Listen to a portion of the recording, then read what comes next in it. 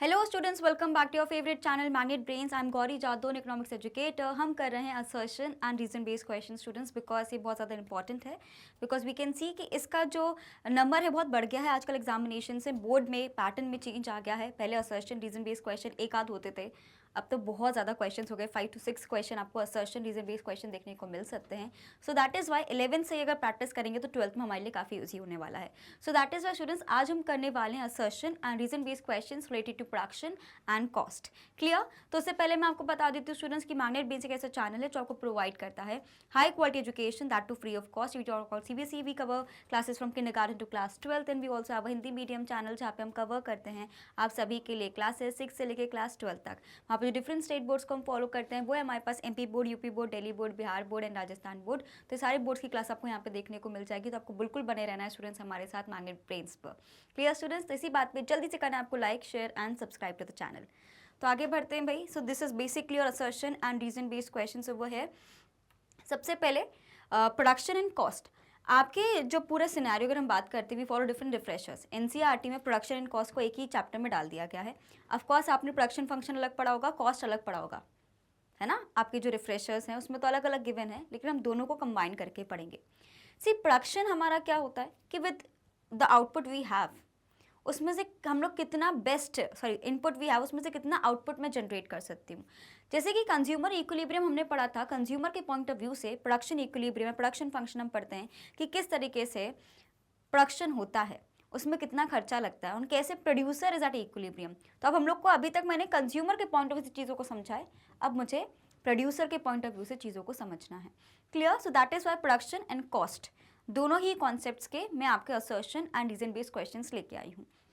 पहला क्वेश्चन है मेरे पास, असर्शन का गिवन है, variable factors can be change in the short run, variable factors are not required in the case of zero output. So basically आपको पता है वेरिएबल का मतलब क्या होता है, something which can change over a period of time, that is the meaning of variable, right. अब हम बात करते हैं शॉर्ट रन और लॉन्ग रन की। कौन से कॉन्सेप्ट की?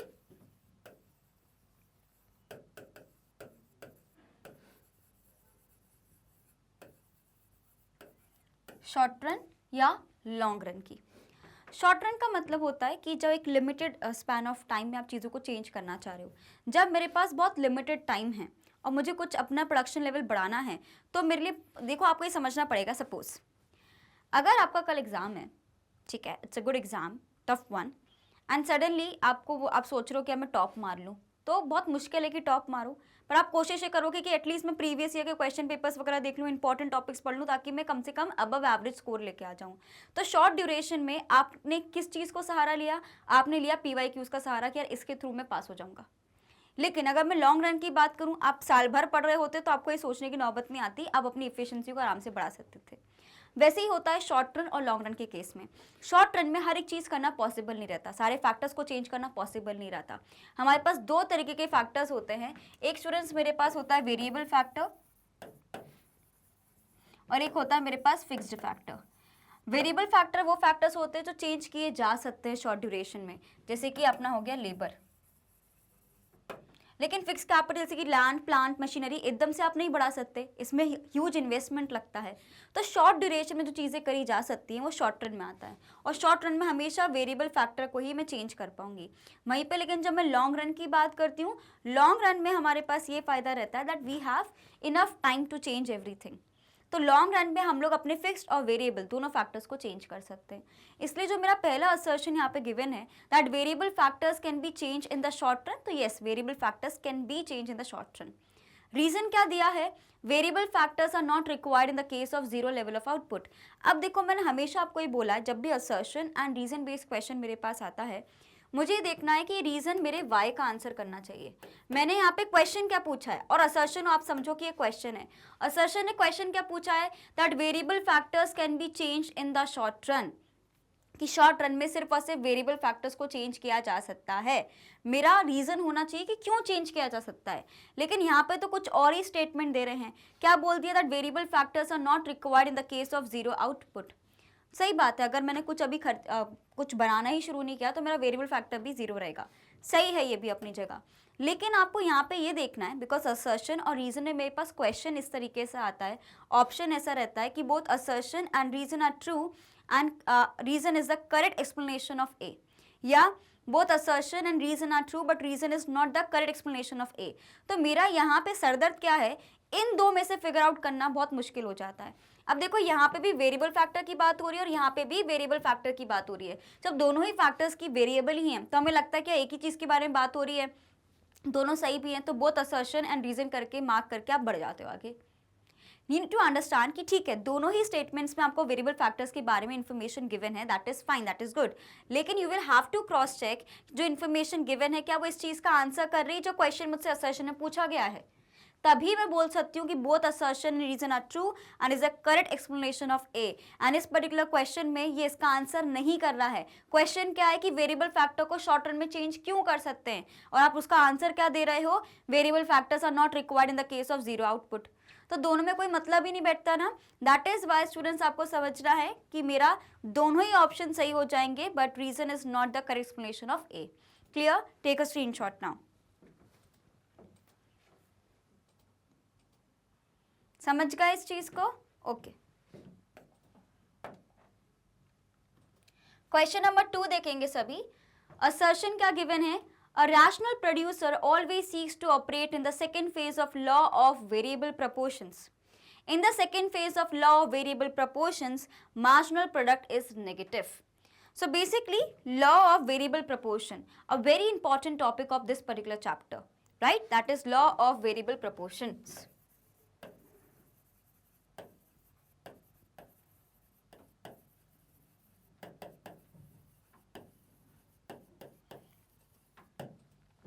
Law of variable proportion states that as we increase only one input keeping all other factors constant, the TP will initially increase at an increasing rate, then at a decreasing rate, and then will become, it will be maximum and then it will fall.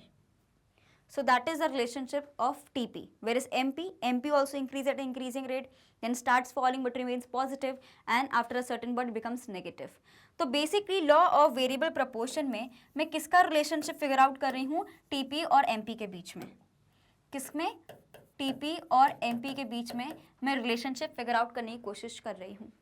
अगर आपको याद है हमने TP ऐसा बनाया है, ये मेरा टीपी होता है, और अगर हम एमपी की बात करते हैं जहाँ पे टीपी मैक्सिमम होता है वहीं पे आपको समझना है कि एमपी मेरा डाउनवर्ड स्लोपिंग होता है, जहाँ से चेंज करना शुरू होता है पॉइंट्स ऑफ इंसिडेंस। तो कुछ इस तरीके से आप बोल सकते हो कि मेरा एमपी रहता है। तो this is your MP and this is your TP. Clear? यहाँ पे 0 लिखोगे, यहाँ पे 0 लिखोगे, यहाँ पे वाई एक्सिस, यहाँ पे आप एक्स एक्सिस लिख दीजिए। तो आपको अब फिगर आउट करना है what is the relationship between TP and MP. ये होता है मेरा फेज 1, ये होता है मेरा फेज 2, ये होता है मेरा फेज 3। अब आपको क्वेश्चन में पूछा ही जा रहा है, आपका क्वेश्चन आ रहा है फेज 2 से, ये वाले सिनेरियो का क्वेश्चन आ रहा है। तो आपको बताना है कि rational producer always seeks to operate in the phase 2 of the law of variable proportion.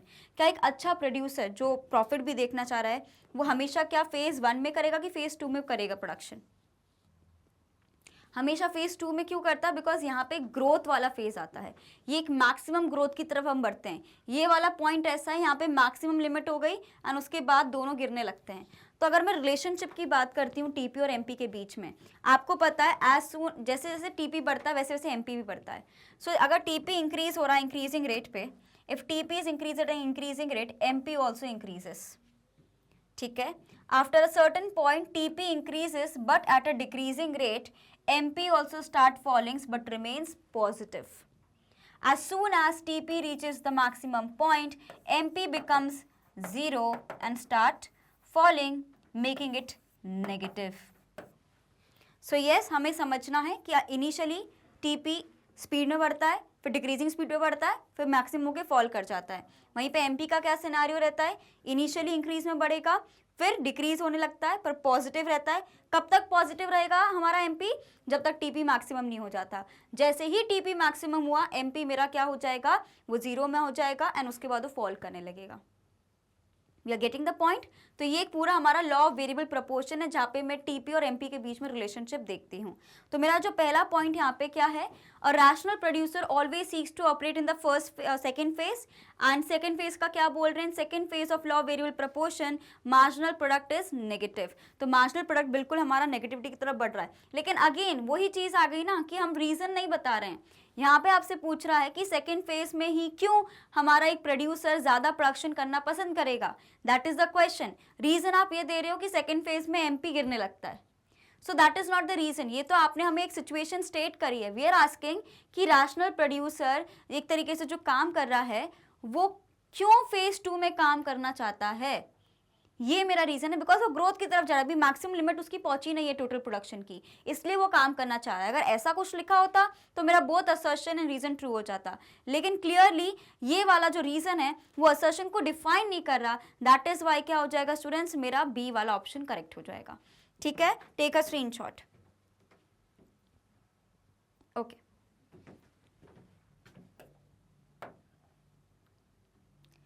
Question number 3, assertion देखो, the production function established a relationship between inputs and output which is economical in nature. So basically आपसे क्या पूछ रहे हैं, the production function, आपको पता है what is the meaning of production function? Production function is basically the functional relationship between the inputs and the output. यानी मैं कितना inputs का यूज करूँ कि उसमें मेरा maximum output generate होके आना चाहिए। तो I think that is बिल्कुल right over here, it is absolutely correct. The production function establish a relation between input and output which is economical in nature. Now reason क्या है, the production function specifies either the maximum output that can be produced with the given input or the minimum quantity of inputs needed to produce a given level of output. So देखो दोनों में अंतर है, हमें समझना कि production function दोनों के बीच में रिलेशनशिप है कि जितना मेरा इनपुट उससे कितना मेरा आउटपुट जनरेट होकर आ रहा है। यहाँ पे मिनिमम मैक्सिमम की बात नहीं है। दैट इज वाई असर्शन मेरा सही हो जाएगा एंड रीजन मेरा गलत हो जाएगा। Clear, take a screenshot of it.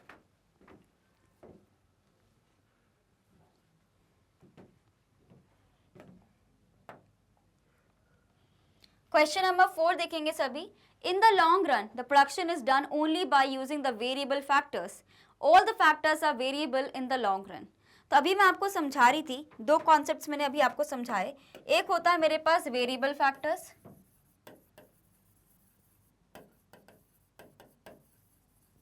एक मेरे पास होते हैं फिक्स्ड फैक्टर्स। ठीक है, सो एक मेरे पास होते हैं वेरिएबल फैक्टर्स और एक मेरे पास क्या होते हैं स्टूडेंट्स, एक होता है मेरे पास फिक्स्ड फैक्टर्स। सो जो वेरिएबल फैक्टर्स होते हैं आपको ये समझ के चलना है, the variable factors which I am talking about. So variable factors जो शॉर्ट रन में चेंज किए जा सकते हैं, लेकिन लॉन्ग रन में तो मेरे सारे फैक्टर्स ही वेरिएबल हो जाएंगे। क्यों? बिकॉज लॉन्ग रन में तो सब करना पॉसिबल है। दैट इज वाई आपको ये समझना है कि both assertion and reason are true. Because long run में तो सारे फैक्टर्स को मैं चेंज कर सकती हूँ, लॉन्ग रन में कुछ फिक्स्ड नहीं रहता, लॉन्ग रन में सब वेरिएबल है। अगर हम बोलूँ लाइफ में, हम बोलते हैं ना लाइफ में अभी आप कुछ भी कर सकते हो, ऐसा कोई चीज़ें फिक्स्ड नहीं है, आप अपनी लिमिट खुद सेट करो। लेकिन जो पहले हो चुका है हम उसको नहीं सही कर सकते, लेकिन लाइफ में अब जो चीज़ें बची हम उसको सॉर्ट आउट कर सकते हैं, तो हम सब कर सकते हैं। वैसे ही लॉन्ग रन में एवरीथिंग इज पॉसिबल कि आप कैसे भी अपना प्रोडक्शन बढ़ा सकते हो। सो दैट इज वाई सारे ही फैक्टर्स को मैं वेरिएबल मानती हूँ, बिकॉज वेरिएबल का मतलब क्या होता है, जिसको अप्लाई करके आप अपना आउटपुट बढ़ा सकते हो। फिक्स को नहीं लगा सकते इसलिए उसको फिक्स कर दिया। लेकिन जब मेरे पास ऐसा सिचुएशन आता है जब मैं वेरिएबल फैक्टर्स को अप्लाई कर सकती हूँ, मैं आगे बढ़ सकती हूँ, तो वो तो लॉन्ग रन में दोनों पॉसिबल है, क्योंकि उसमें मेरा कोई भी फिक्स फैक्टर नहीं रहता, सारे ही फैक्टर्स मेरे लिए वेरिएबल हो जाते हैं। That is why both assertion and reason are true. Clear? Is true, sorry. Take a screenshot. Done? okay, next question we have, marginal product cuts average product from its top. When AP rises, MP is more than AP, and when AP falls, MP is less than AP. So basically अगर मैं बात करूँ, मैंने हमेशा ही आपको समझाया कि marginal product जो होता है स्टूडेंट्स, वो हमेशा जो रहता है एक दूसरे कट करता है at the minimum level, at the minimum level पे कट करता है हमारा marginal product. So basically initially आपको हमेशा दिखेगा कि जो एपी या जो भी एवरेज वैल्यू है वो हमेशा ज़्यादा रहेगी हमारे एमपी से। फिर एक पॉइंट आएगा जहाँ पे AP will be equals to MP and उसके बाद क्या होगा, MP will be greater than AP. तो ये तीन एक रिलेशनशिप होता है बेसिकली एवरेज प्रोडक्ट और मार्जिनल प्रोडक्ट के बीच में।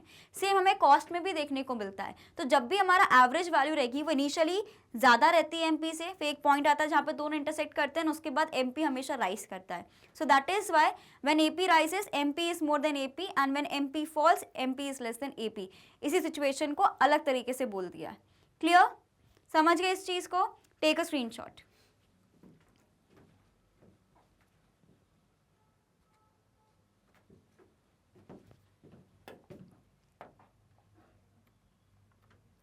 क्लियर? तो स्टूडेंट्स यही थी हमारा आज का ये छोटा सा सेशन जहाँ पे जल्दी से हमने डिस्कस कर लिया the assertion and reason based question. आपको कोई भी कंफ्यूजन हो स्टूडेंट्स आप मुझसे बिल्कुल कमेंट सेक्शन में पूछ सकते हैं।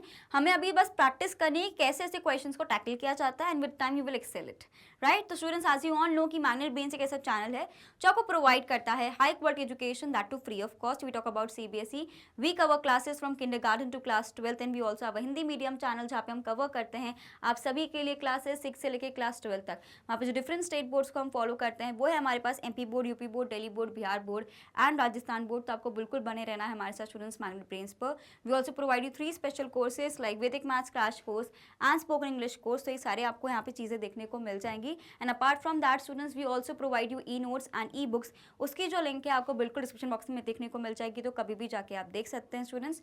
हमें सिर्फ यूट्यूब पे नहीं, आप वेरियस यूट्यूब चैनल्स जैसे हमारे एक हिंदी मीडियम चैनल है, एक इंग्लिश मीडियम चैनल है and apart from that on different social media sites also we are present like it could be your Facebook, Instagram, Twitter. तो आप हमें वहाँ पे भी फॉलो कर सकते हो ताकि कोई भी इंपॉर्टेंट अपडेट आपसे बिल्कुल मिस ना हो। एंड इसी तरीके से आपको बने रहना है हमारे साथ मैग्नेट ब्रेन्स पर। मैं मिलती हूँ आपसे नेक्स्ट वीडियो में। Till then bye bye, keep revising and thank you watching this video.